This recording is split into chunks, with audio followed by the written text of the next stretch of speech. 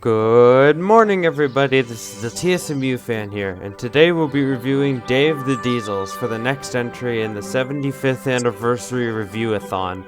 Sorry this one took a little bit longer to come out than the other ones. I was just so sidetracked with other projects that I just couldn't get to it.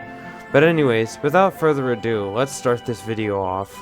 This movie's plot is that Belle the fire engine arrives on Sodor while Thomas and Percy are fighting a fire, and she helps them put it out. Later, Thomas is showing Belle around the island, and Percy feels that his best friend doesn't like him anymore. Diesel convinces Percy to go to the Diesel Works where he will be noticed, and Percy sees Diesel 10 for the first time since calling all engines. Percy is now friends with the Diesels, and Thomas and all his friends have to take back the Steamworks from Diesel 10, who tricked Percy into taking him to the Steamworks so that he could take control of it. Now, let's start out with the bad things about this movie. The worst thing about this movie, by far, is how Thomas and Percy were handled. I've said countless times before in the past that Percy and Thomas are not just friends, and it's almost like Hit doesn't even want to try to give characters any sort of relationship with each other besides just being friends. Everyone argues with each other at some point, and even best friends do that. I said in the last video that Thomas, Percy, and Nicole and Thomas and the Tuba were both great examples of how to properly treat Thomas and Percy's friendship. They are friends, but I don't think that that's what should be the main focus. It's more interesting when the characters have an argument with each other and then both work it out in the end. Another thing that just did not work was how Diesel 10 was handled, especially when he was told off by Sir Topham Hatt. Diesel 10 is not the kind of character who would whimper, especially in this situation. I think that he should at least be cross when Sir Topham Hatt is talking to him. I also watched Unlucky Tug's Unanswerable Thomas questions, and that question about Diesel 10 really is a good one.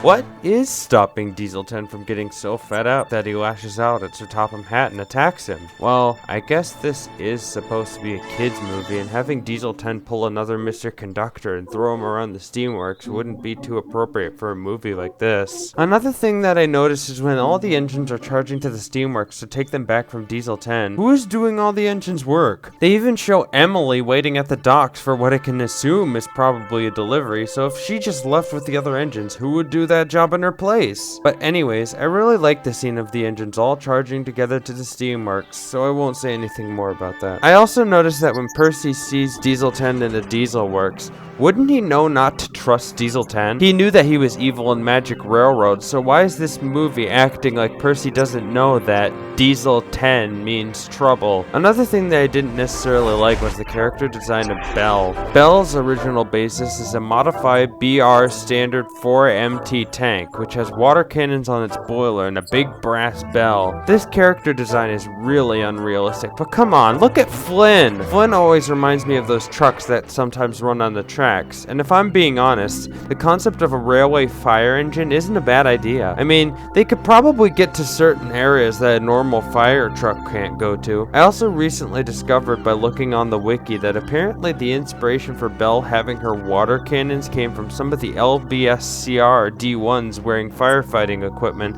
as they did so to cope with bomb attacks at London's main motive power depots during World War II. If this is the case, that's actually really clever, and it ties into real life, which is what Thomas excels at the best. In conclusion, I'm not really a huge fan of Belle's design, but I don't necessarily think it's bad. It's a decent design for a decent character, and that's what I like about it. Ironically enough, Belle almost looks the exact same as Arthur in a way. Just remove her cannons and Belle, give her a red paint job and a different face, and boom! You have CGI Arthur. Maybe Arthur was planned to be in the CGI series at one point, who knows? Anyways, I don't really think that there's anything else bad that I wanted to mention, so let's move on to what the good qualities are of this movie. The best thing about this movie are the two fire scenes, the one at the beginning and the one at the end. They are both treated very seriously, and it kind of feels like Thomas, Percy, and Old Slowcoach in a way, which I really appreciate. Fires are very dangerous, and I appreciate that there wasn't a firebox was on fire scene here. Another thing that I liked was that the dialogue felt like there was a lot more effort put into writing the script.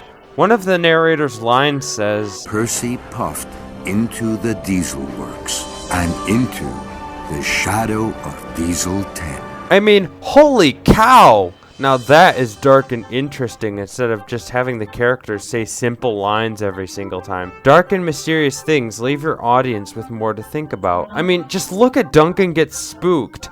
This is a perfect example of using dark and mysterious undertones in kids' media. But anyways, I really do give the writers a lot of credit for improving the dialogue a little bit. Another thing that I liked was how Diesel was handled in this movie. This movie and Blue Mountain Mystery, I feel, captured Diesel's character the best. A sneaky, manipulative, and overall devious engine, and I love it. I also really love how Diesel 10 tricks Percy into thinking that he's his friend so that he can take over the Steamworks. It seems very in character for Diesel 10, and I just love how he interacts with the other characters. Speaking of how Diesel 10 interacts with other characters, I wonder why Splatter and Dodge weren't in this movie. I mean, it would make perfect sense to bring them back along with Diesel 10 considering they are his lackeys. This movie also had some pretty funny moments too, like the door slamming on Diesel 10 gag. And just so you know, no, I'm not counting Percy's bad joke as a funny moment. Actually, I saw a post on Twitter that said that every time the word choo-choo is said in Thomas and Friends, it's always in a low point of the show. This must be Diesel's doing.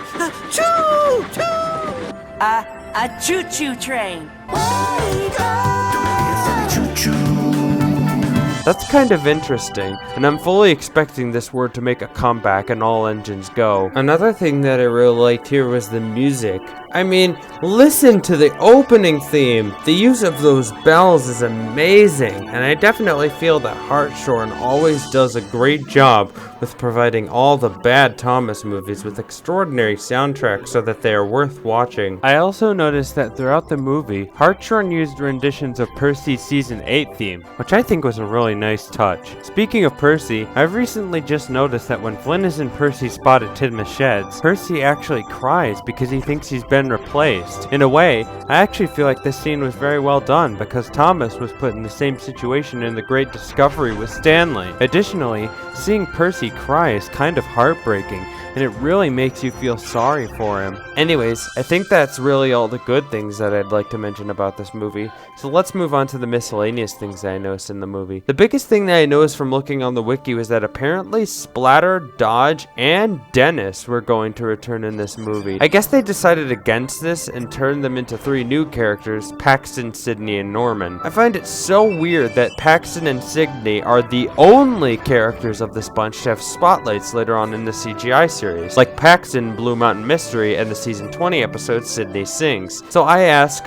why didn't Norman get any episodes to himself? I wonder if maybe Brenner had plans for Norman at some point, who knows? Another thing that I noticed from looking on the wiki was that the movie originally had scenes that were too scary for children. I wonder what these scenes are, and I wonder if the scenes in the trailer that weren't from other CGI episodes in the series were from the original version of this movie. The Diesels have caused confusion and delay. Thomas is in danger. Here I come, Thomas!